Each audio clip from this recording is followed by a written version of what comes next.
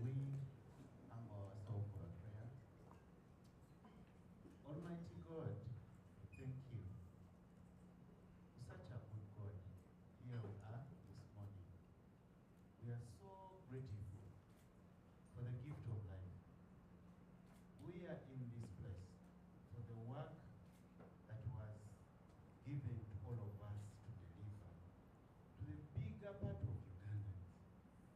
So this morning, we would like to call upon you to give us wisdom, knowledge, and understanding in doing this.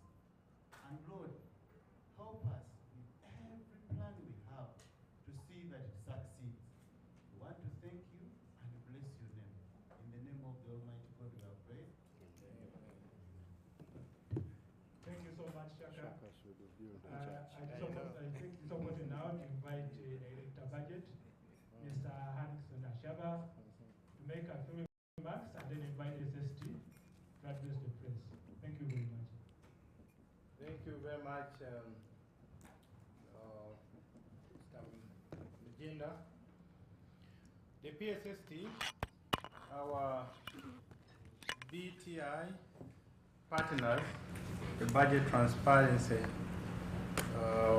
Initiative partners, particularly Mr. Julius Mukunda and Arthur Binomugisha, Dr. Arthur Binomugisha, and the rest of the partners who are here, the media, and the officers of Ministry of Finance present. But allow me, the PSST, to take special recognition of the Accountant General, Mr. Godfrey Semgoma, who is with us here, Mr. Jim Mugunga, the Executive Director, PPP Unit, Mr. John Muhiroha, who is the Acting Commissioner, Budget Policy, the Ministry of Finance, Mr. Chianyang Cyprian, the Commissioner for Cabinet and Parliamentary Affairs, Mr. Henry Sebukera, the Technical Advisor, Budget, Mr. Joseph Enyimu, Acting Director, Economic Development Policy and Research, Mr. Moses Bekabye, the Technical Advisor, Economic Affairs, Mr. Kagwa Moses, the Acting Director, Economic Affairs, and finally, Mr. David Kingsley, the U.S. Technical Treasury Advisor, and Ali Tagore, Acting Commissioner, Budget Policy. I have specifically recognized these people because they have been key in the budget preparation process, supporting UST in the preparation of the budget speech, and finally now in the execution of the budget, which is the main purpose why we are here. So allow me to welcome you to this press release of the Q1 expenditure releases for financial year 2025-26. And this is part of the overall budget transparency initiatives, whereby our ministry conducts press briefings on a quarterly basis after expenditure limits have been communicated to the accounting officers. And we did that at the end of the week, on Friday. And so this is now making sure that we communicate in simple terms the expenditure limits or the release to the public. So the briefing is aimed at informing the public on funds released for service delivery and also to communicate at all levels, including the local government levels. I therefore wish to thank you for turning up, and at this moment allow me to invite the PSST to first of all guide us with the interaction with the very much.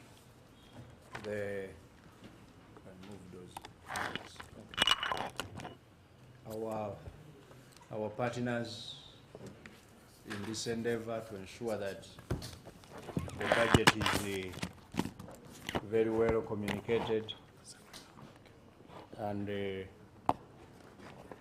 our senior economy as of now. Number two, we want to communicate economy as of now. Number two, we want to communicate to the country the release of funds to all the government institutions for the first quarter. All the government institutions for the first quarter of this of the economy increased to equivalent to $61.3 billion last financial year, from 203.7 trillion shillings, equivalent of $53.9 billion registered in the previous financial year of 23-24. The high frequency indicators of economic activity have continued to show improvements in the performance of the economy. In the fourth quarter, the Purchasing Managers Index, which indicates business operating conditions, stood at 55.6, while the Composite Index of Economic Activity, and this one monitors economic trends, was 178.6, while the Business Tendency Index, compiled by Bank of Uganda to provide insights into the overall business climate, where the business executives respond to a survey indicating whether they're optimistic or not about the economy, they showed optimism, recorded at 59.17 in June. Any index which is above 50, it shows optimism. So in other words, the economy is showing very good signs of continuing to grow. Inflation. The annual headline inflation remained subdued and within the policy target of 5%. Inflation was recorded at 3.9% in June 2025, a slight increase from 3.8% recorded in May this year. The Uganda shilling has continued to strengthen against the dollar. During the month of June this year, the shilling appreciated by 1.3% against the US dollar. And this was largely on account of improved export performance, increased remittances from those Ugandans working abroad, and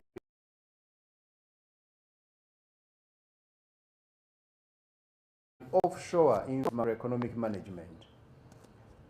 The shilling has remained one of the best performing currencies in Africa. On the external front, Uganda's earnings in quarter 3 amounted to $2.6 billion. This translates to a growth of 39.1% compared to export earnings, which we got of $1.9 billion in quarter 3 of the previous financial year 23-24. This good performance of exports was as a result of improved volumes and international prices of some export commodities, particularly coffee and cocoa, which more than doubled between the two quarters. Total exports of goods and services for the 12 months to March 2025 was $11.8 billion, up from $9.56 billion for the same period in 2024. Similarly, the country's import bill grew slightly by 16.5% from $2.619 in quarter 3 of 23-24 financial year to $3 billion in quarter 3 of last financial year. This was mainly driven by the formal non-oil private sector imports. Consequently, due to higher growth in exports compared to imports, Uganda's trade deficit with the rest of the world narrowed by 39.1% to US dollars $461.15 million in quarter 3 of financial year 24-25 from US dollars $757.48 million in the same quarter of the previous financial year. I now turn to the foreign direct investments and remittances. Those remittances we earn from Ugandans who are sweeping abroad for quarter 3 of this financial year totaled $304.48 million compared to $231.68 million which they sent home in financial year 23-24 quarter 3. This implies an increase of 31.4% in remittances between the two periods. The total remittances by these Ugandans who are living and working abroad for the last fiscal year were $1.4 billion compared to $1.33 billion which we had earned the previous year. Uganda also continues to be a favorable destination for foreign direct investment,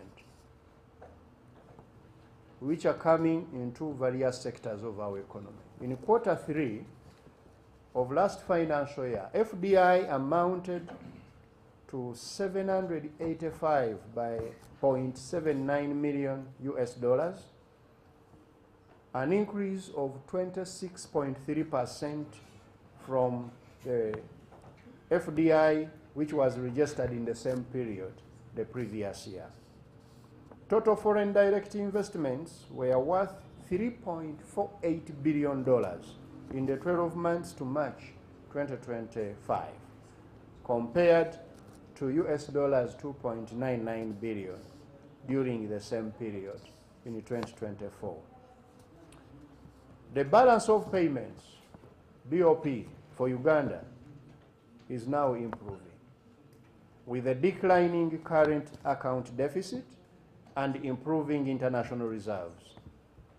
Our international reserves stood at $4.3 billion, equivalent to 3.8 months of import cover as at June this year, from 3.2 billion in June 2024.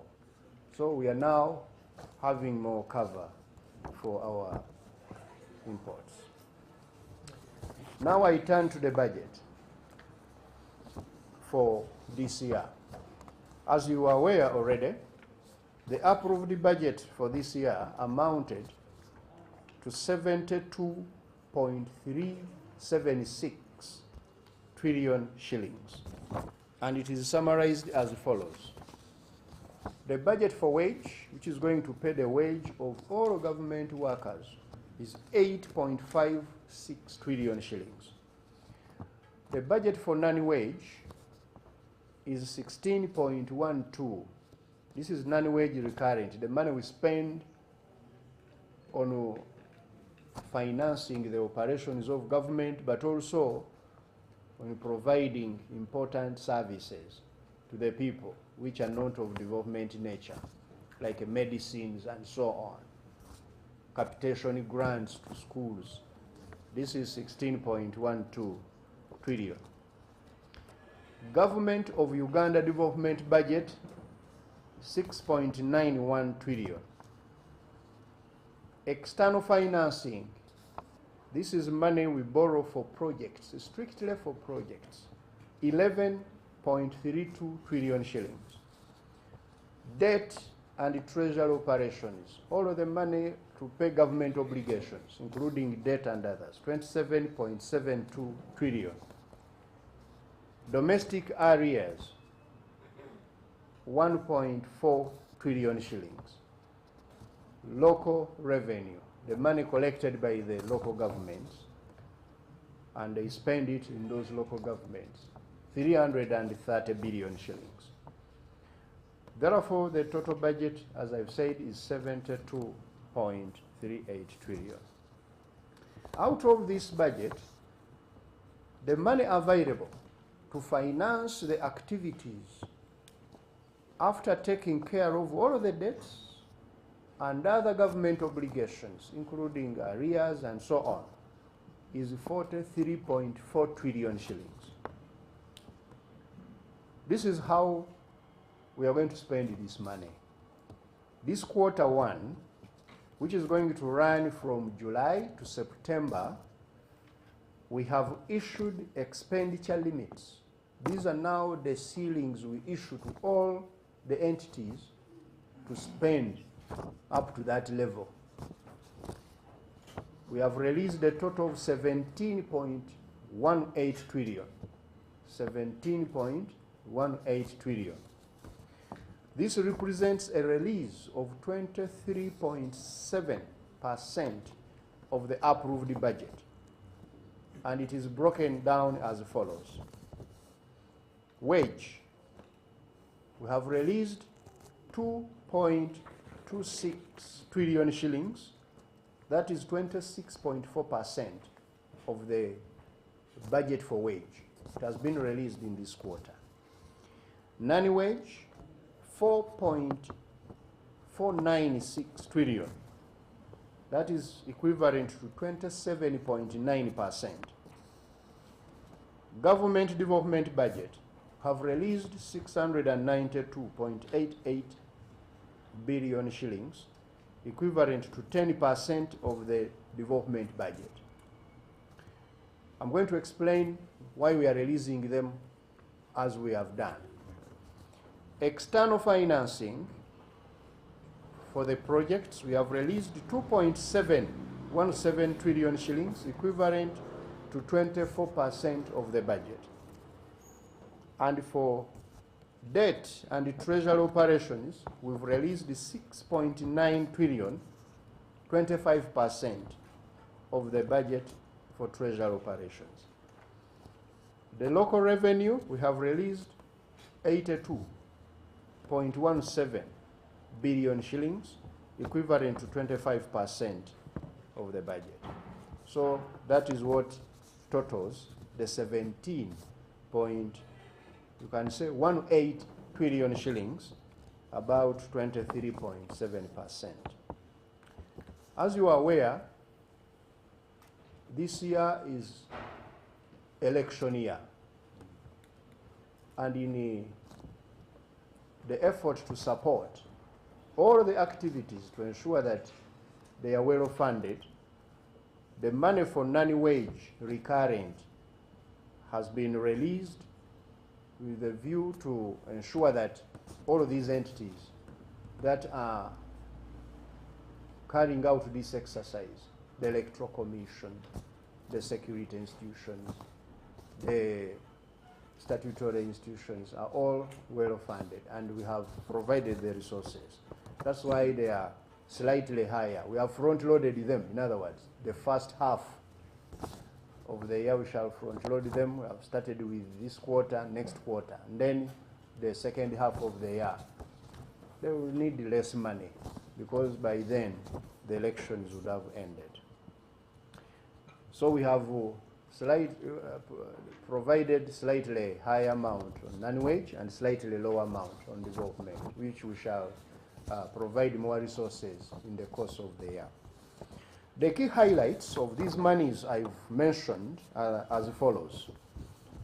I start with the statutory obligations and the institutions. We have released 2.261 trillion shillings to cater for wage and salaries across government. So all the salaries of government workers for this quarter have been catered for. Number two, 482.76 billion shillings is for pension and gratuity. Our older citizens who served the country should get pension. We have also released the money for Parliament, 279.38 billion shillings to ensure that it conducts the legislative role without any hindrance. Electoral Commission, we have released 468.72 billion shillings to Uganda Electoral Commission so that they can be able to conduct the prior activities they need to do ahead of the elections. We have released this 47.37 billion to judiciary to continue doing their work. Auditor General, 19.14 billion shillings to audit those who have received the money so that they don't misuse it. National Planning Authority has got 53.72 billion shillings to continue planning. Even as we politic, we need good plans. The ATMs, which are going to drive the 10 growth, are not forgotten. Much as we are in politics, ladies and gentlemen, we don't eat politics. We want agriculture to work. We want industries to produce. We want to ensure that we develop tourism and scientists to continue researching. So we have released the money for agro-industrialization, 215.28 billion shillings. And of this, I repeat, we have released 215.28 billion shillings for agro-industrialization. Of this, 62.41 billion is for research and operations of institutions within the program, while 152.86 billion is for development projects. For tourism, we have released 20.5 billion shillings, and this has been released to the Ministry of Tourism, Wildlife and Antiquities, but also to the Uganda Tourism Board. What are these monies for? To finance tourism sector development interventions, particularly branding and marketing. We want to kick off the branding of Uganda, market Uganda, promote and enforce our hospitality standards, among other things. But this money we have released to tourism excludes the funds which Uganda Wildlife Authority collects and spends at source. The minerals, the mineral-based industrial development, including oil and gas, we have given them 26 billion, of which 19.5 billion is for Ministry of Energy and Mineral Development, and 6.5 billion is for Petroleum Authority of Uganda to ensure that they continue to monitor and regulate our activities in the oil and gas. This does not include the funds to Uganda National Oil Company, which remains at source, but also as subventions. The science, technology, and innovation, including ICT and creatives, have received 139.13 billion shillings. And this is going to ensure that 33 billion goes to the artists under the Ministry of Gender, Labour and Social Development, and the 83.3 billion shillings goes to science, technology, and innovation, and then the balance goes to the Ministry of ICT for digital transformation. Now we come to the enablers of the ATMs. By now, I suspect every Ugandan knows what ATMs are. Agro-industrialization, tourism, minerals, and science, technology, and innovation. That's where we are as Uganda in terms of growing our economy. We are targeting those 4 areas. But as we do target them, we have those enablers, the things which we must fund in order to ensure that the ATMs can perform. First, security. We have released 719.8 2 billion shillings for Ministry of Defense and Veteran Affairs to keep Uganda safe. We have also released $130.73 billion to Uganda Police Force to keep land order. We have released 108.38 billion shillings to State House to ensure that the head of state continues to function. We have released 87.15 billion shillings to Uganda Prison Services to keep our prisoners safe. We have released 111.4 billion shillings to the Office of the President so that it continues to ensure stability of the country. We have also released 39.2 billion shillings to Internal Security Organization, ISO, to continue gathering intelligence from all of us so that we don't do bad things. But also we have released 86.9 billion shilling to External Security Organization, ESO, to continue spying for us from those potential bad people from outside. On infrastructure, another enabler is infrastructure development. Ministry of Works and Transport has been given a total of 1,076 billion shillings, and this is mainly to cater for payment of contractors on ongoing work projects, the works projects, those roads, the bridges, and so on. Then the rest also goes in ensuring that our road network, particularly in the rural areas, is well maintained. We have also given 420.76 billion shillings to Ministry of Energy and Mineral Development, and of this, 398.75 billion is to implement rural electrification projects, to take electricity to all parts of Uganda, but also finance development of other transmission lines and power generation projects like Karuma, and fund those activities related to mineral development. We have released 148.32 billion shillings to Kampala Capital City Authority, KCCA, so that they can implement development projects within the city, especially roads which are ongoing and drainage, among others. As you can see, Kampala is now a construction site.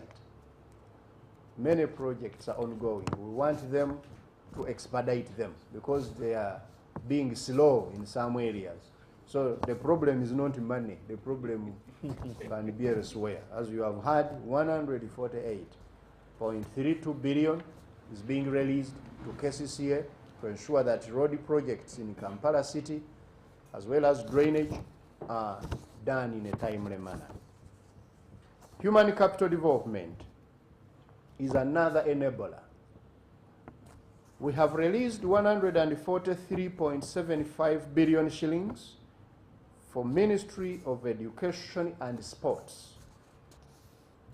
Of this, 80.42 billion is to cater for the non-wage recurrent activities under the ministry, while 63.3 billion shillings is to implement Uganda Secondary Education Expansion Project, as well as Uganda Learning Acceleration Project. These two projects are working to revamp our secondary schools across the country, the traditional secondary schools, as well as those relatively new secondary schools. We have provided money to revamp them, but also to ensure that the education calendar goes on smoothly. We have also released 157.73 billion for public universities, including also Uganda Management Institute and Law Development Center in line with their requirements for the semester.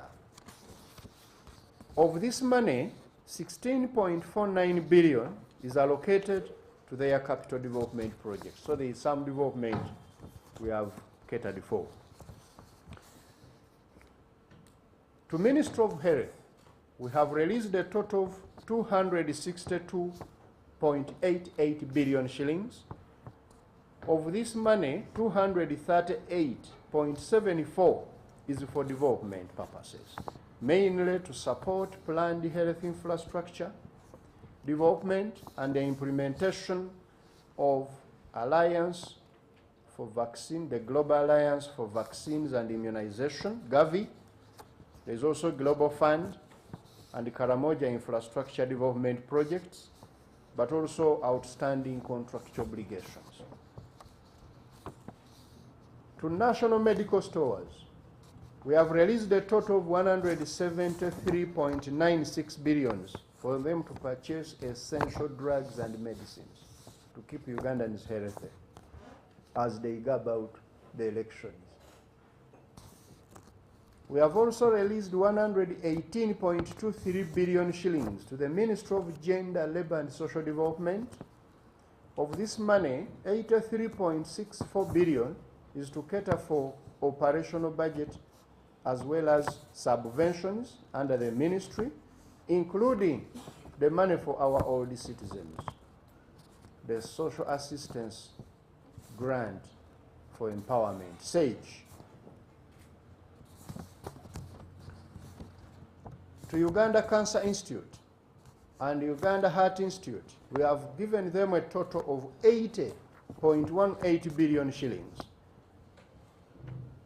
Of this money, 55 billion is for contractual obligations. There are ongoing projects there, while 25 billion shillings is for their operations to keep us healthy.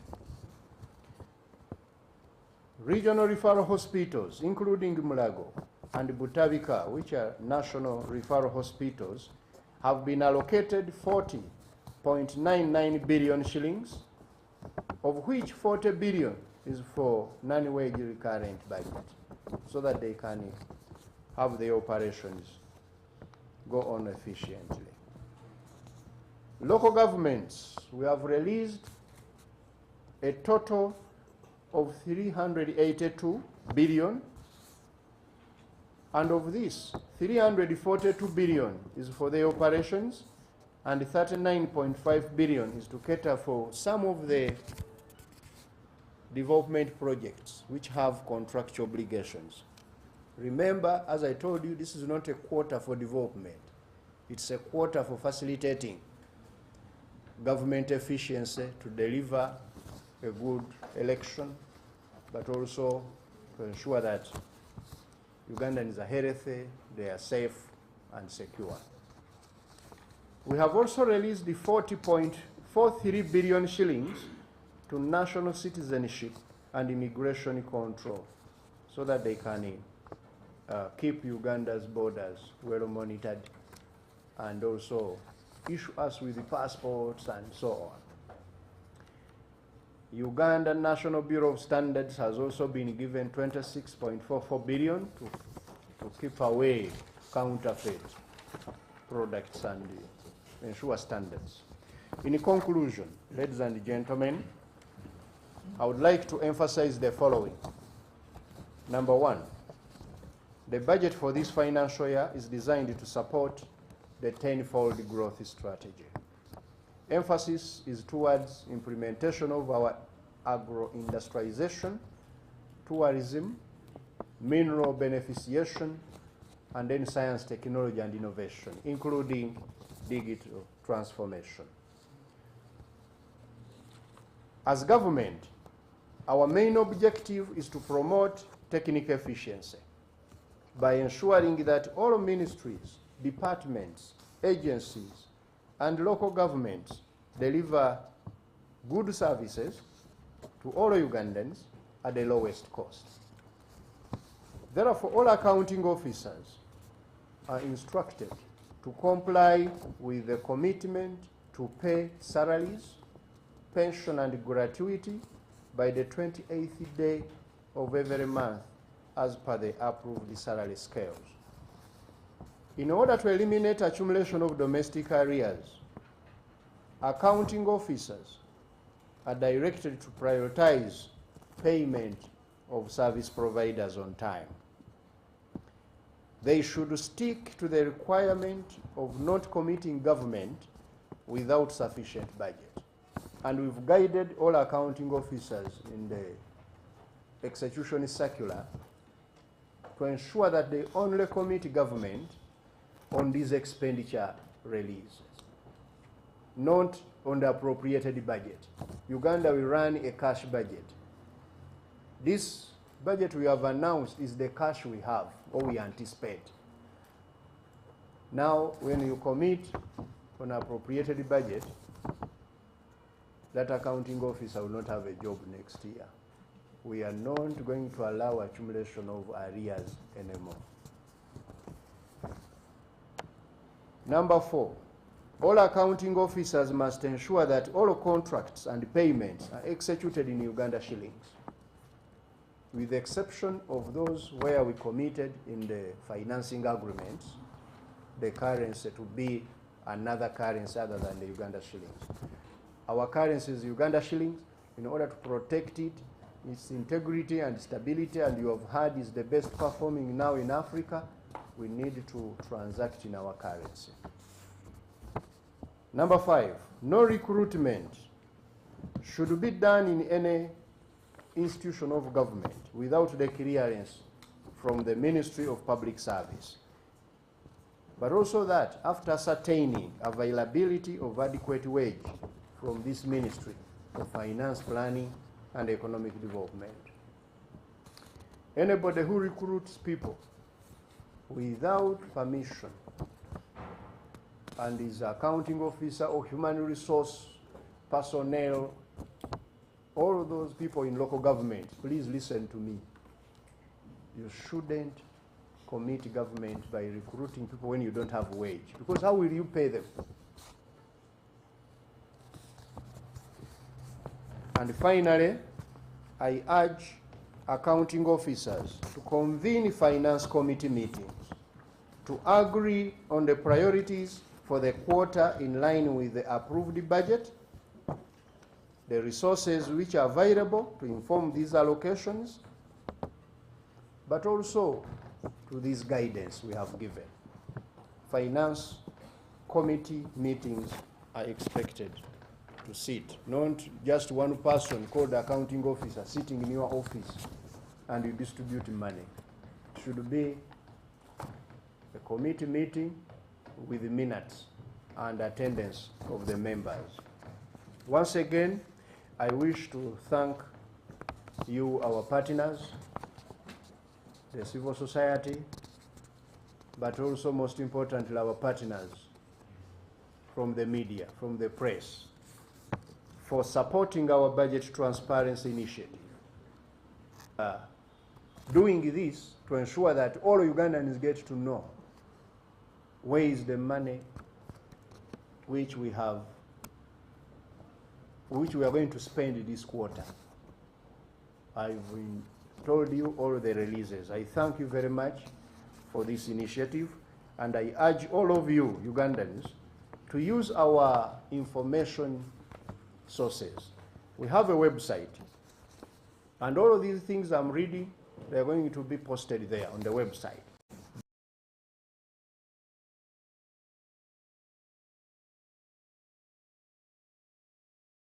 www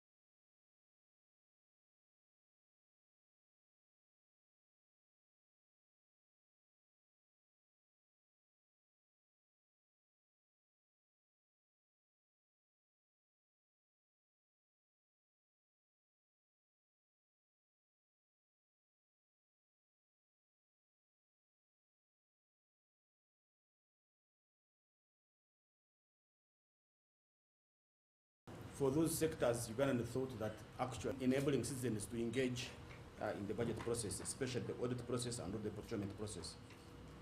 Chair, we also awarded Isinjiro as the best performing local government. But at the national level, we had the Uganda driving licensing system, and I don't think there is anybody here who can dispute that it has done an incredible delivering services, especially giving a driving permit within 5 minutes. And the Chair, also, we came to the Ministry of Finance. I hope you saw the award where we agreed that the budget information is available to every Ugandan, and that it is accessible to every Ugandan, even in its raw form. And that is something which was important. So give us an award as well. So we gave you an award as well, and we thank you for that. Because we've always been given a title that we are professional critics, and we thought that it's time that we also recognize the good things that have taken place. Chair, as we start the new budget cycle, we would like to bring to your attention, before that also is, of course, under your leadership, we are seeing 2 times URA is hitting the targets. We don't know how we have made it, but we are happy that we can be able to hit these targets. Chair, a few things for your attention. One is you supported the reservation scheme with PPDA, and this is going to be its first implementation.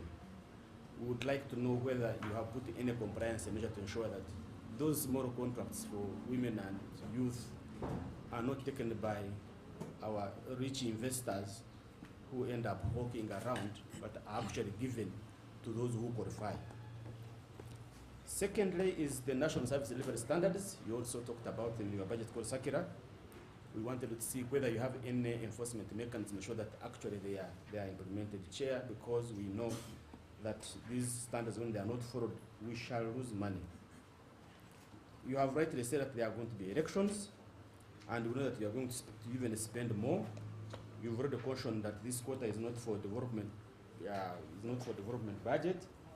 But Chair, would like to know whether, one, you have mechanism ensuring that we don't misuse resources for electioneering, because we know that fuel for a civil servant at the district level will end up being fuel for campaigning. So we don't know if we are putting any stringent measure to ensure that these things don't happen. But also, Chair, you are required under the PFM Act to produce what they call an economic and fiscal situation for Uganda before elections. We would like to know when is this likely to come around. The other part, Chair, is that where can we find a list of the new accounting officers? We would like to know whether those we seem not fit to be accounting officers are still part of your list. And lastly, Chair, is that the SGRA Railway. We know it is one of the biggest flagship you have under the Ministry and the Ministry of Works. We would like to know how much money it has been allocated to, and whether we are on progress to ensure to achieve it, considering the fact that we really have challenges with SGR in terms of making sure that we have the railway done. I thank you so much, and I invite my colleague. Thank you. Thank you very much, PSST and the top management, the media, and the civil society fraternity.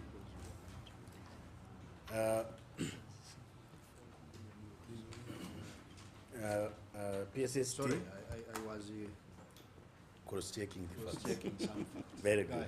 Thank you.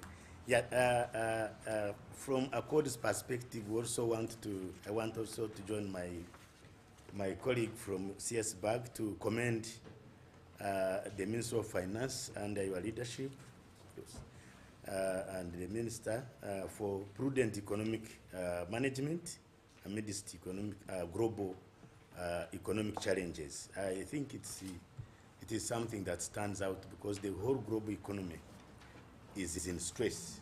The other day I saw people crying. I think the State Department was laying off, and officially 7,600 people, they lost their jobs and they were crying, literally. while our small economy here is growing, for me this is commendable. The other thing my colleague has talked about, your continued commitment to transparency and our work here, fiscal discipline, and inclusive growth is commendable. But there are a few challenges that we want to bring to your attention, PSST, and one of these include delays in project completion at the local government level. We know that there are efforts to strengthen public investment systems and project implementation at the local government level remains a challenge. There are delays in project completion, limited project supervision, especially for central government procured projects, leading to shoulder work and abandoned construction sites. If you went down, I'm just going to give one example in Karamoja, but they are there, white elephants, incomplete structures, health centers, and schools. There is one in the Lemsiu Health Center 3 in Kapepiti district has remained at the slab level since 2014. And this is just an example. We recommend that greater emphasis this financial year is placed on strengthening local government capacity and ensuring efficient project implementation and to enhance accountability, but also to involve local governments, because they just see central government jetting in and constructing something, leaving it without ownership. I think we have raised this one again. The other issue, PSST and colleagues, is the reduced financing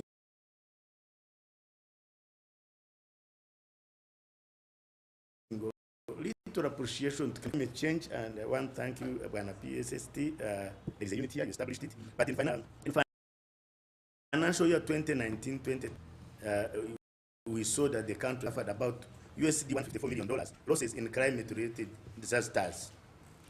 And despite this, in financial year 2025-26, budget for climate change sectors reduced. We see budget cuts of 8.4% in sustainable energy, of 9.9% in agriculture, and this, we think, this reduced financing undermines Uganda's climate commitments under the Uganda Green Growth Development Strategy and NDP4, and this could threaten progress on green job creation, food security, and inclusive development. And to bring it all to our attention, that Uganda has become a net food importer from countries that actually are stressed. Even in the region, peas from Zambia, rice from Tanzania, and yet Uganda has a comparative advantage. So we are wondering what is happening, that Uganda is importing almost all the food that we are eating. I think that's a reduced investment in agriculture sector. The second thing, the third thing, PSST has to do with the fluctuation of coffee prices. Coffee remains a major foreign exchange earner, but lately, you know that the farmers have experienced, coffee has experienced reduced prices, which have shocked our farmers. Imagine from 18,000 now to 6,000, there has been a shock. These fluctuations threaten livelihoods, reduce investment and production, weaken rural economies. Although government has taken steps to stabilize coffee production and consumption, which is still small, I know there's been, I think, allocation of Uganda shillings 9.66 billion for training Ugandans on coffee consumption, production through the office of the Prime Minister. These efforts, we need to see serious investment, especially to stabilize the prices, either through cooperatives, so that people don't now then uproot the coffee. Because the good prices had increased the production, people have invested a lot, and then now this shock. I think it's still your responsibility as government to cushion the farmers. Finally, but I want also to commend the government through your leadership on domestic areas, the clearing domestic areas. I think that releases money to the economy, and would see companies that were on oxygen coming back. PSST, just looking at your at this your presentation, I just wanted also to make a very few comments, and one of them is on. I'm looking at the ATMs. And looking at the ATMs, I thought, but you'll guide me, this is for debate. I thought that really investment in urbanization really for me would be one of the ATMs, because when the government approved 15 cities and operationalized 10 of them, I thought that government had realized that urbanization is development. And you know, it is interesting that even, can you imagine rain even falls in urban cities, even in the desert countries, which means there's something around concentration of populations. But also, you know, that would trigger industrialization, would trigger modernization. But I think we have not seen serious intentional investment in operationalization of these cities. For me, I would suggest that they are added, so that we see our cities take off and triggering transformation and modernization. That's one area. The other one, PSST, has to do with the state of our referral hospitals. And I will talk about, I want to thank, I have seen you have put money here for the referral hospitals, including Muragwa and Butabika. But I talk from Mbarara Hospital because Accord has an MOU with Mbarara City to modernize it. Actually, we funded their 5-year development plan, where we situated Mbarara as a green city because they are in the rain shadow, but also as a medical tourist city, having upgrading that referral to serve the 4 countries that surround us: Tanzania, Burundi, Rwanda, and DR Congo and Uganda. Today, that referral, people have died there, and actually people would prefer not to run there. If you saw a monitor journalist, and the media is here, I think he died there the other day. He was buried, and I think the parents, they did all the tests outside, they bought all the medicine from outside, and I'm told that even the theaters not working, people operating on a torch, doctors operating on a torch, only 16 ICUs. So if that is the state of other referrals, I think my advice would be that we invest seriously in our referrals to decongest Muragwa. That's one. The second thing PSST has to do with the implementation of the 10-year roadmap to self-reliance on the provision of essential medicine, which Accord and MSH were implementing. Now, this was affected by the US stop order. Government of Uganda had developed a 10-year roadmap on self-sufficiency in provision of essential medicines, and Accord provided we were handling the governance aspects. I don't know what has happened, and the PSST, you remember this, we worked on this together, and you supported it, and it was our 3rd year, now I think the 4th year. So what is government through the Ministry of Finance doing to make sure that in 10 years, Uganda has self-sufficiency? Because you can see that US can come and stop, and they don't care. They withdrew from Afghanistan. We saw it. They have now withdrawn. Some of our institutions lost several projects worth of billions, and the US did not care. So, which means they are our friends, but we must be careful how they can help us. Finally, just a small question, PSS, what do you mean by Ugandan currency, the Uganda shilling being the best performing in Africa? Could you shed some light on it? Is Ugandan currency now accepted in Kenya, Congo, West Africa? That's my question. Thank you very much for listening to me, Ghana PSST and colleagues. Okay. Thank you very much. Thank you. That is civil society. Classic. Now, I will start with the Julius. your first three areas of concern, the PPDA monitoring of those areas to ensure that we implement our government policy of empowering our youth, our women, and those SMEs to supply government. Then the service delivery standards, but also mechanisms to stop misuse of money. They are all pointing to one thing: the enforcement, the cleaning up we are talking about.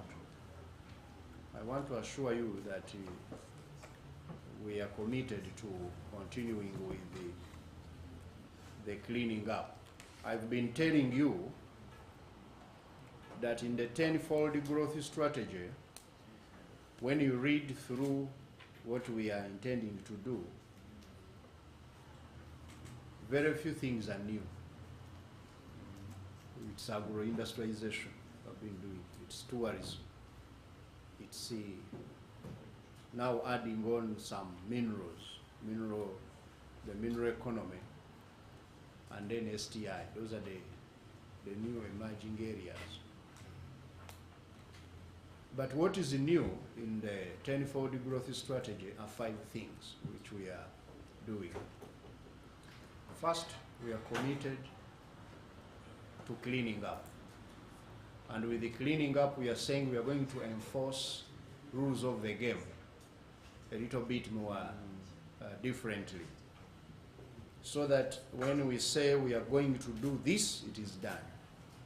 Failure to do so, there must be consequences. And we are working on that. The second bit we are doing is to skill up. Most of the people we are blaming not implementing things in local governments where some of them lack skills to do so. So skilling up across so that the productivity levels of our Ugandans can actually align with our strategy of getting where we want to go. The third one is to link up Uganda with the regional and international global value chains. We are trying to ensure that our farmers, our manufacturers, our creatives,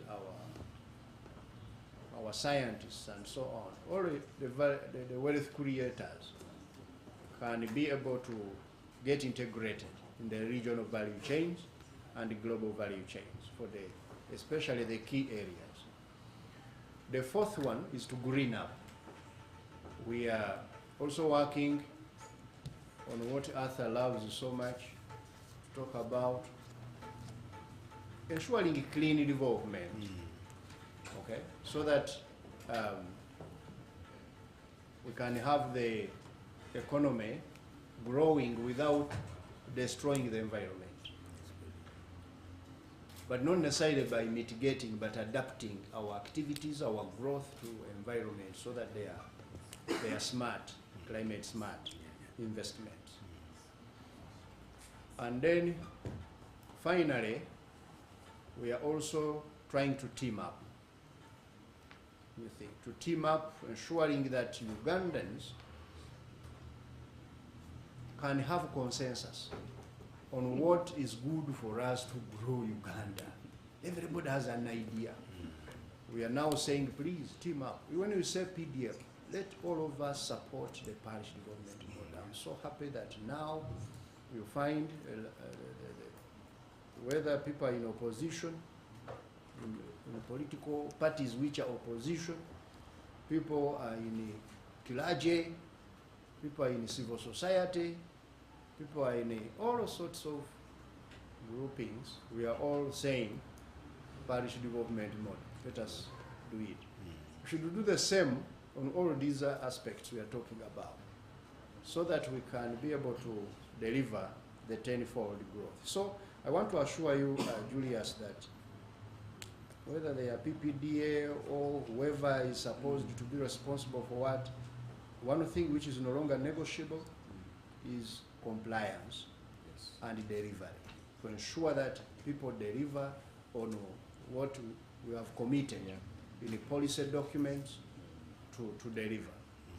I've already said we have written so many policies, except a policy on policy implementation. I want to tell you, without writing it, we are implementing it under the 10-fold growth strategy. The fourth item you talked about is on the economic and fiscal report, which we are supposed to issue prior to the elections. It's under preparation. We shall definitely issue it. On the list of accounting officers, they are there in the parliament. We presented a list of accounting officers. They can't appropriate a budget without the list. It is, and the parliament is a public place, but if you are finding it difficult, I'll give you a copy so that you can get this list. We have it.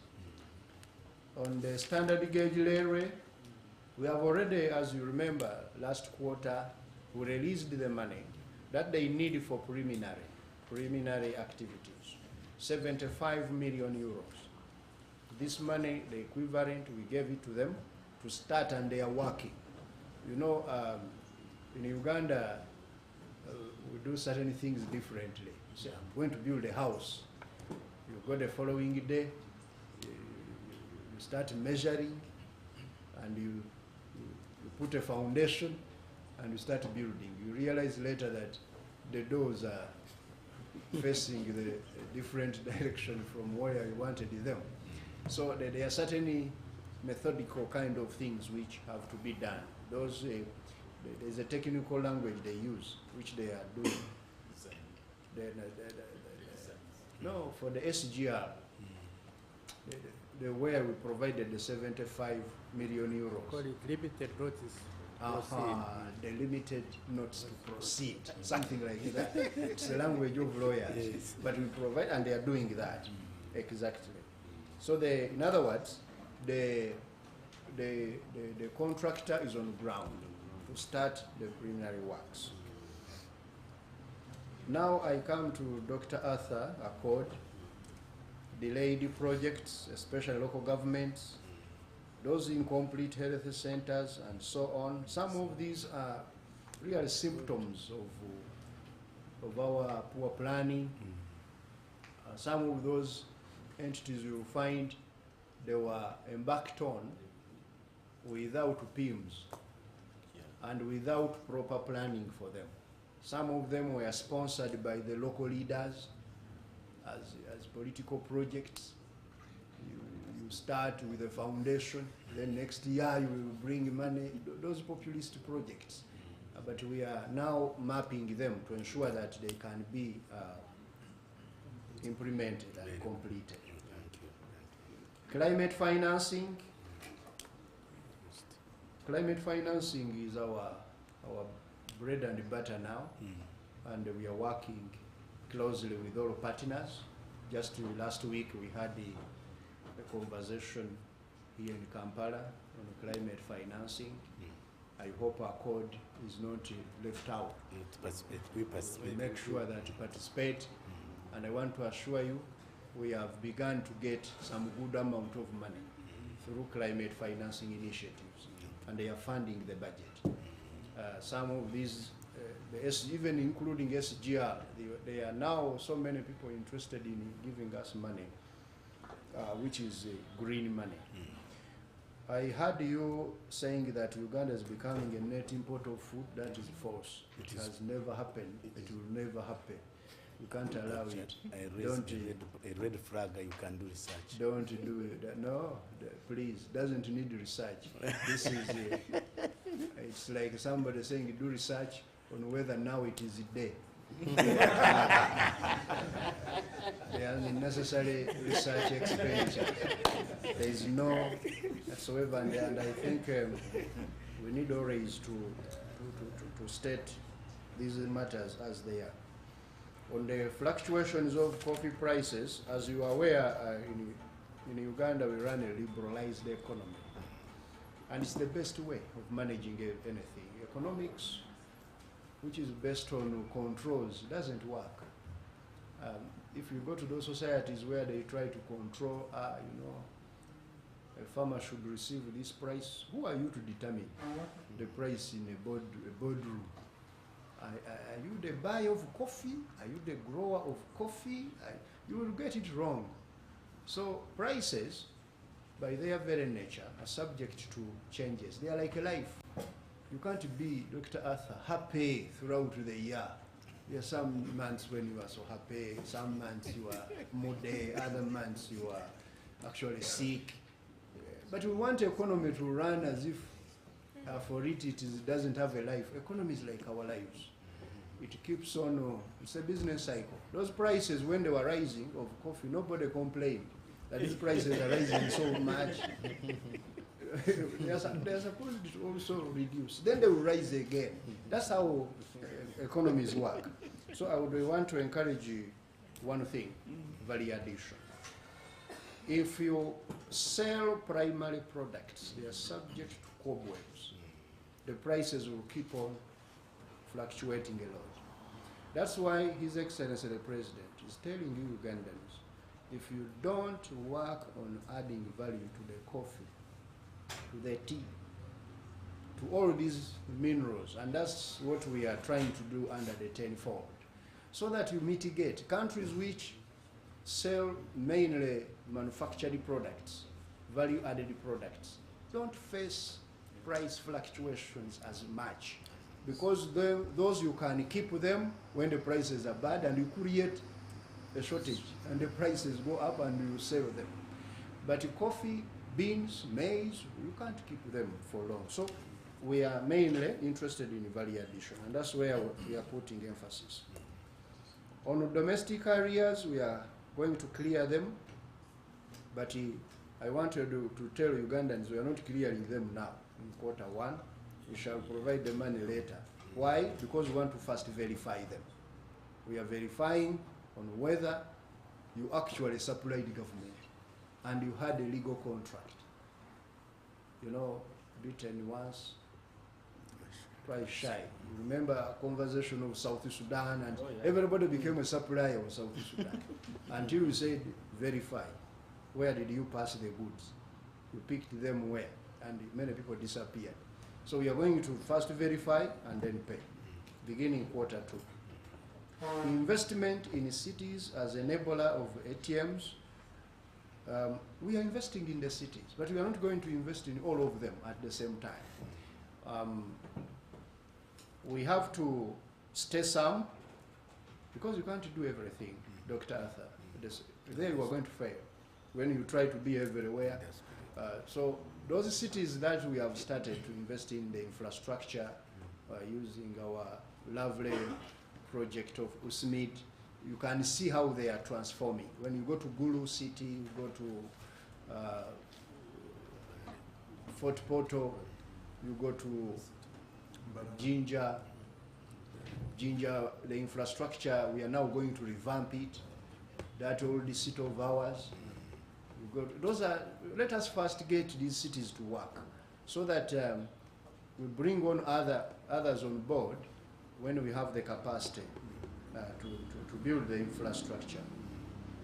The other operational issues, for me, these things of, you know, you are putting PST, less money in this hospital and in the other one, and in agriculture.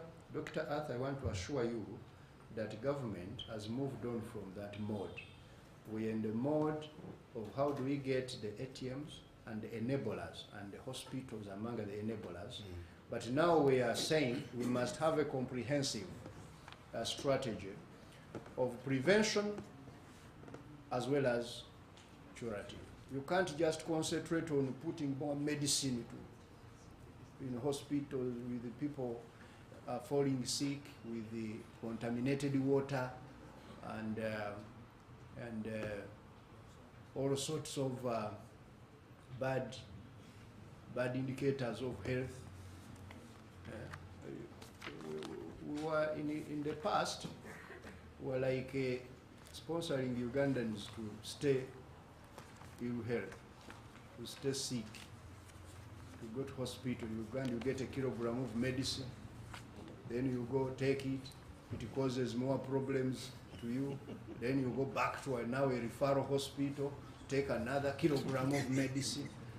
The best way to do it is to keep healthy, to ensure that people are in a healthy environment, they are eating good food, they are drinking water, they are clean water, they are sleeping in nets, we are fumigating the mosquitoes, we are improving household incomes for them to have good housing, sanitation facilities available. Eventually, we will have a better, healthy country than investing more money in just hospitals and health center 3s and 4s for sick people. No. In Singapore, they spend only 6% of the GDP, or actually of the GDP on health. Why? Singaporeans, they manage their health from out there. They are exercising, they are riding, they are walking, they don't go into lifts unnecessarily, and so on. For us, we want to always be in cars, to eat a lot of meat. You find someone eating 2 kilograms of that animal I don't want to talk about, and drinking beer. And you want to go to the hospital to be operated, and then you go back. Those are the things we need to work on. Ugandan currency, being best in the Africa, means it is the most stable currency. You know, currency is about stability. Foreign exchange, some people actually, who are not economists, think that when you find that a dollar is buying 50 units or 20 units of a currency, that's the good currency. No. Economics teaches us that currency stability is the most important thing. That when you have bought a dollar today at 3,500 shillings, you go back in December and the dollar is also still around the same price. There you will not lose the value of your money, or it will not affect the planning when you are carrying out especially international trade. So Uganda is the best in keeping the currency stable. That's what I was meaning. Thank you. Thank you. Thank you very much, PSST and our partners. We're now going to have a few questions from the members of the Post Estate, and we're going to have about 5-6 questions.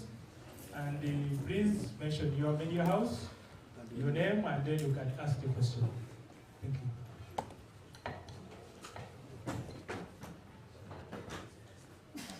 There are no questions. Let's go. Thank you so much. Oh. Yes, my name is Mary Karuga. I work for New Vision. On the growth of the economy, I like the way you always state.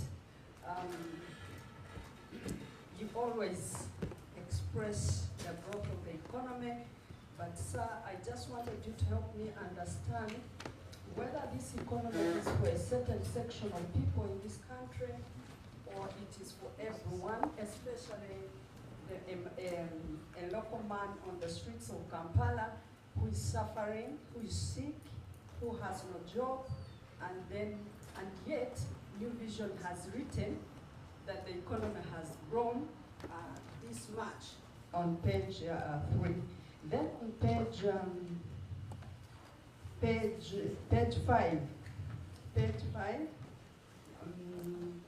you indicate that you've given 33 billion for artists. Are these artists or artisan musicians?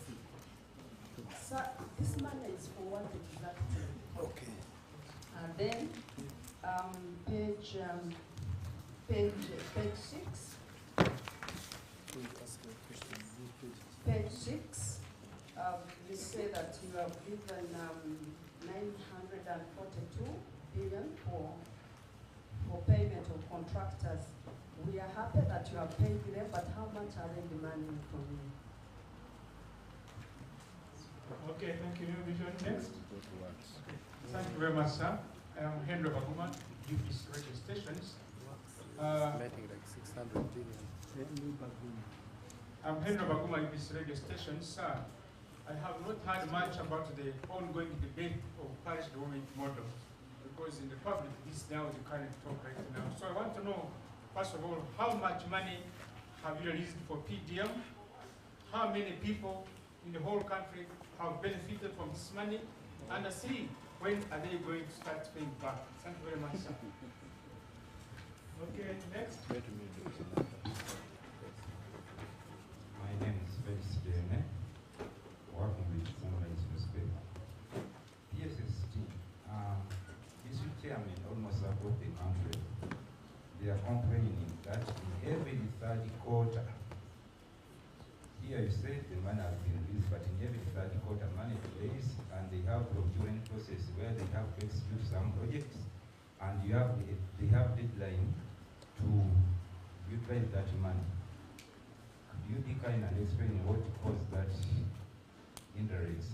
Another question is about the fate of the money. At times, you people, you take back to the treasury. So, help us to understand the fate of that money. Thank you. Any other question? This side? One pound. Good afternoon. My name is Hakim. I work with NUSTV. I'm written this so that I'm able to be brief. Felicitations on surpassing the target for the Uganda Revenue Authority. Kudos to you, but I just have only these two. PSST, the Bank of Uganda is doing its role in ensuring that it expedites and executes the monetary policy. I know for a fact that it's going to be doing more contractionary because our good politicians are busy heating up the economy by pumping a lot of money into the electorate. I don't know, justifiably or injustifiably so. The question from there is, what are you doing on the fiscal side to ensure that the costs of 2011 or 2012 don't come back haunting the country as the country goes back to double-digit inflationary figures? Two, the foreign remittances are continuing to grow by leaps and bounds. There was a proposal, or there was a rumor that the remittances will be taxed, and it was looked at as an opportunity. What is the latest on that proposal, and what would you give as a comment in terms of the recommendation to the taxing of the foreign remittances? Many thanks. Last question.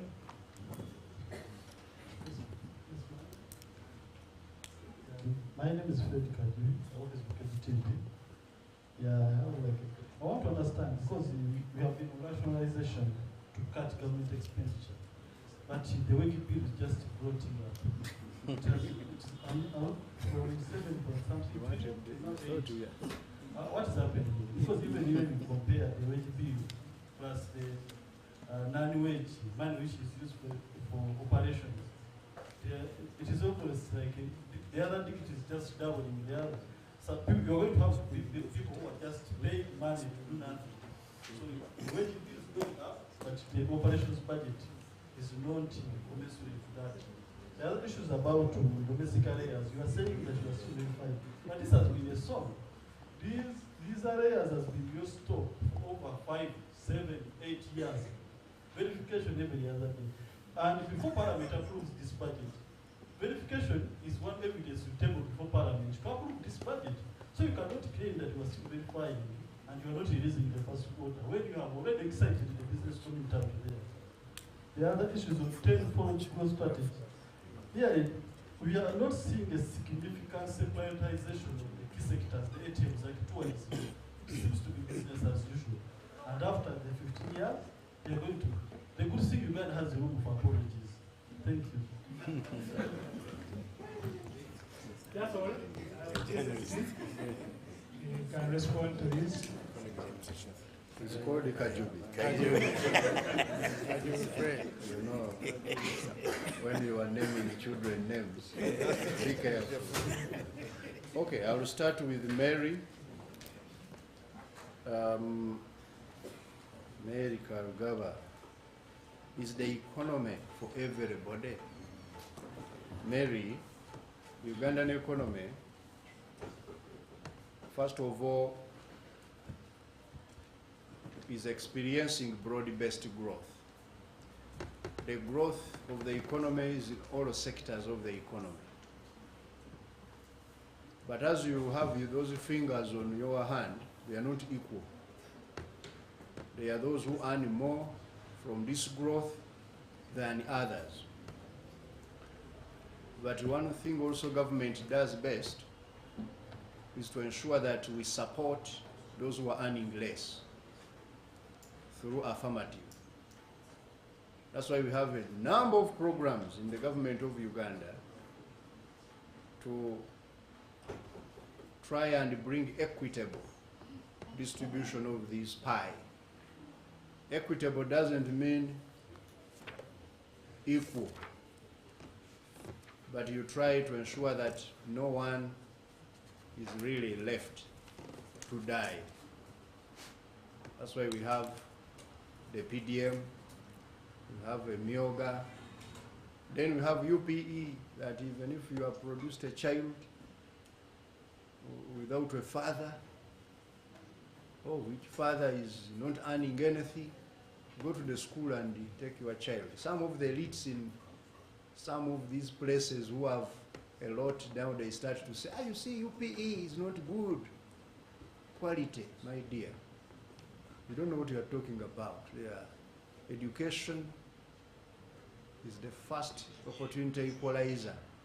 Therefore, the point I want to say is this economy, whereas you may not feel the proceeds of the growth in equal measure, it is growing in a broad-based manner. It is growing across sectors and also across the different regions of Uganda. It is growing in rural areas, it is growing in the urban areas, including the city. It is growing across different age groups. We need to get this disaggregated data, my people, and show the Ugandans how the economy is doing. The challenge, Mary wants to use the journalism to explain economic performance, that if she found someone on the street and is a representative of Ugandans, that's not how we do economics, or let alone research. You need really to trust the numbers, because those numbers are nuanced. They are very well analyzed to ensure that they give you a full picture of what is happening across the spectrum. For the artists, we are spending the money, and these are artists, creative industry, please, creative industry across. Those are the ones my people are referring to simply as artists, the creatives. And we know them in the music, in the drama, in the dance, in all walks of those people who entertain you. You know them. They entertain you, Mary.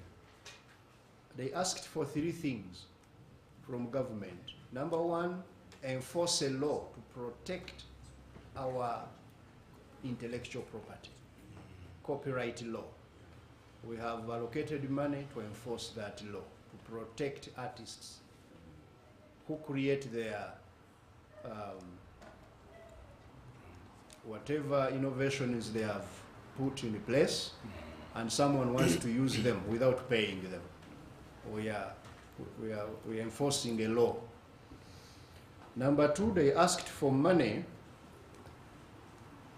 to work as a revolving fund, to put it in a microfinance support center. They can borrow when they have, for example, a show, because these days they have to rely on commercial loans where they are charged very high interest rates, or they rely on those people called promoters who go and buy their shows and take away all the proceeds and give them peanuts. So they were saying, give us a revolving fund as government, a seed money, which we can now use. We started last financial year, and these artists actually surprised me personally. They have managed their fund. We gave them 5 billion. When they came back, they showed me that PSST, before even you think of giving us money, let us do accountability. Here are the results. They still had the money on account totaling 2.8 billion shillings. So they lend themselves, they bring back for you to get again at very low interest. And it is really working very well. The third thing they asked for is a home. They want a home where they can record their music and they put up, world-class studios. We are purchasing that home for them as government. A kind of a facility, common user facility for them. And that money you see we are releasing is partly to start paying for that home. They know where their home is, those artists, and they are going to get it. So those are the 3 areas we are spending the money on. The contractors are being paid, as we've said. We want how much. Of course, to get I'm not in operations to know how much they paid yesterday and whatever. You will go, since you're a good journalist, to Ministry of Works. There is a man there called the PS Waiswa. He will give you all the information on the contractors and the status of their payments. Baguma, the PDM we have really now spent some good amount of money. Cumulatively, to date, we have released 3.261 trillion shillings. Cumulatively, 3.261 trillion shillings. And this financial year, we have budgeted an additional 1.058 trillion shillings, which we are going to release this year. That will bring a total by the end of this year of 4.3 trillion shillings. 4.3 trillion shillings. So you can see that we are doing a good job in getting money to the people who never thought about that they also can participate in economic activities. And I have a report, a latest report on how these people have spent the money so far, as of July, this month. They are spending the money, those Ugandans you used to really to think of so lowly, in a very interesting manner, very developmental. They have spent 13% of the money we have released to them on piggery, that animal I talked about.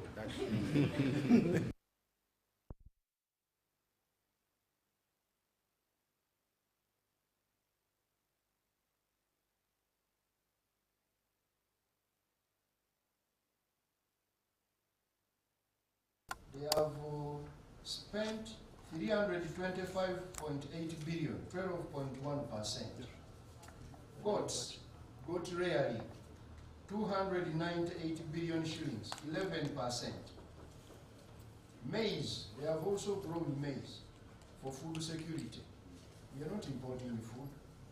247.9 billion shillings, 9.2%. They have also invested in banana, matoke, growing matoke, 154.4 billion, 5.7%. Beef cattle for beef, 135 billion, 5%. Cassava, 134 billion, 5%.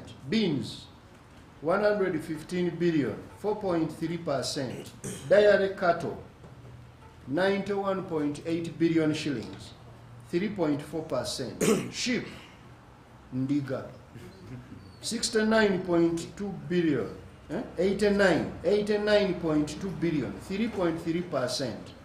Soybean, 56.6 billion, 2.1%. Vegetable oil, 51.5 billion, 1.9%. Irish potatoes, 40.4 billion shillings, 1.5 billion, percent. Vegetables, 39.1 billion, 1.5%. Tomatoes, 38.6 billion, 1.4. Fish, 28 billion, 26.8 billion for fish, about 1%. Honey, 30.5 billion, 1%. Onions, 26.3 billion, 1%. Rice, about 16 billion. Palm oil, 14 billion. Cocoa, 13 billion. Then assorted investments. These are other investments, including those who put in a pool table. There's someone who bought a pool table. He said, for me, they joined the hands, they bought a pool table, and they are making money. About 56.5 billion. Okay? Including also those who have drunk some. All of that is just less than 1%. So I want you Ugandans to understand that this is a revolutionary program to get those people who are not in the money economy to join this economy also and earn some income. So I think now Baguma is well catered for. Now Felix, local governments, they are claiming that by third quarter they are delayed disbursement of money. Felix, these people, tell them from today, they are lying. We give them the money on the 10th day of the first month of the third quarter, okay? Which they use for third quarter and the fourth quarter. For local governments, we release it for development twice in a year. Therefore, those who delay, they should use other excuses, but not release. They have been using it in the past, and I would want to know those local governments, what are those? Kindly ask them to write to me. Or if you interview them, you bring me their names. Which districts are those in particular? I want to know that we have delayed to release money to a district. I want to know that district and that accounting officer. This excuse is no longer permissible. Then the fate of money that returns. Felix is saying we sweep money back when the year ends. Where is that money? This is a very good question. And I want all Ugandans to know, when you hear that we have released the money like we have released it today, we have released the right to spend of a certain amount. If you are an entity, Ministry of Finance, you have a budget of 300 billion. We have released this quarter, say 75 billion. We are giving you a right to spend up to 75 billion. You go, you make a plans on how you're going to spend it. You give us invoices and we pay. We have what we call a treasury single account on which we pay all government obligations. Now, when you hear that the year has ended and the appropriation has expired and we are returning money, we are not returning cash. We are returning the right to spend. It has now stopped. You can't spend anymore. But the cash is always with the Ministry of Finance. Now, we are running a cash budget. When we give you a right to spend and you don't spend within a certain limit and we have returned it, does not mean that we have now returned the cash which we are going to be able to save and then give it to some people. No. We just returned that right we had given you to spend. So there is no money in short which is returned here in cash. There is no fate of what is not there. Wampamba. Wampamba is saying Bank of Uganda is going to do contractionally monetary policy. I didn't know that Wampamba these days works in the Bank of Uganda. Wampamba. That is speculative. Very, very speculative. As long as I know, the president has not yet appointed Wampamba as governor of the central bank. Therefore, I will not encourage you to speculate on what the monetary policy is. Wait for the central bank to communicate its monetary policy. On our side, on the fiscal, we have already communicated to you. What are we saying in this? We are saying, much as this is election year, Uganda must continue with our program of growing the economy tenfold. Politics comes and it goes. We don't eat politics. Ugandans eat what? Money. Yeah. Things which money buys. Therefore, I encourage you to understand that our fiscal policy is to stay the course of growing the economy tenfold, in spite of the electioneering which is happening. We shall support the elections as far as the required funding is concerned to organize where you're going to vote from and all of those institutions that require the various financing to do so, but not money for pouring in the economy to cause problems. So I assure you, Ampamba, no problems in Uganda as far as we are concerned. On taxing remittances, Director Kagwai will answer them on whether we tax remittances and how much. But I wanted to first deal with the Kajubi, Freddy Kajubi. Freddy Kajubi, number one, is saying the wage bill is growing and yet we rationalized and so on. Kajubi, as we rationalize, we also, you've heard, we have been recruiting some people in critical areas of teachers, health care, the police, and the army to ensure that Uganda is safe. Have you heard of enablers? Uganda is safe. There is land order, but also Ugandans are healthy, and the children, we are improving the learning. That's why the wage bill has increased to 8 trillion. But also we enhanced scientists. Kaju, did you hear that in news? You are the news collector. We enhanced scientists so that they can do their job in a better way. So those are the drivers of the wage bill. But Uganda's wage bill, despite the increase, is still one of the lowest when you come to the wage to GDP ratio. Go and do that research, Kajubi, and we shall compare notes in a quarter to release, inshallah. The second issue you asked about is the domestic areas. Why are we verifying? Can you imagine, Kajubi? Can you imagine Kajubi is even coming back to say that where are you verifying? That is calling it over verification. Kajubi, you might be one of those who were planning to benefit from unverified areas. So we shall do our job of doing the right thing so that we pay the right people the right amount. And you know, 1 quarter is not too much. They have, you are saying they have waited for some time. Waiting for just about 2-3 months is not a long time. And then we pay the right people the right amount of money. I thought Kajubi would be very happy as a taxpayer that we are very committed to ensuring that we value your taxpayers' money and we pay it to the right people. Finally, the ATMs, Kajubi, they are priority. Kajubi, we shall not need any lessons on it.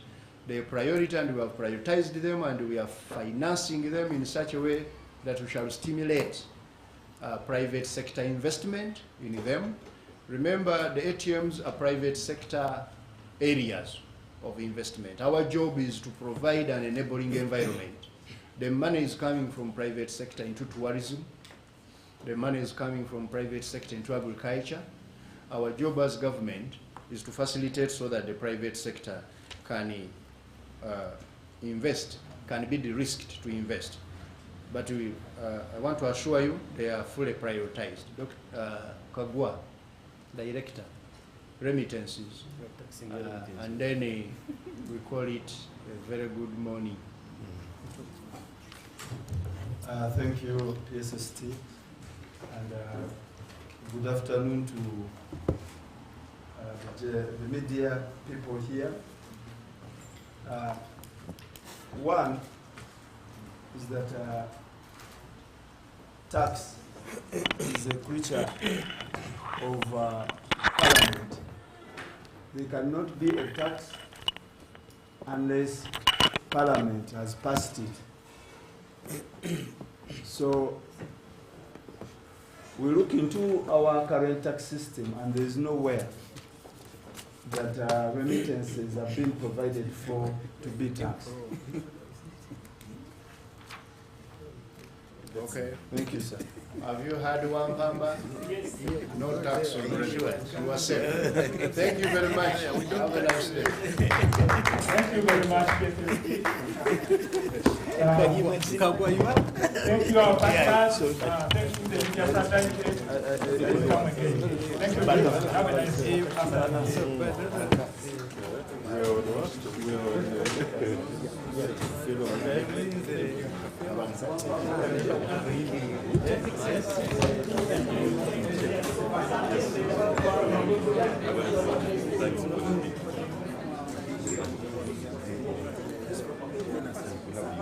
Thanks.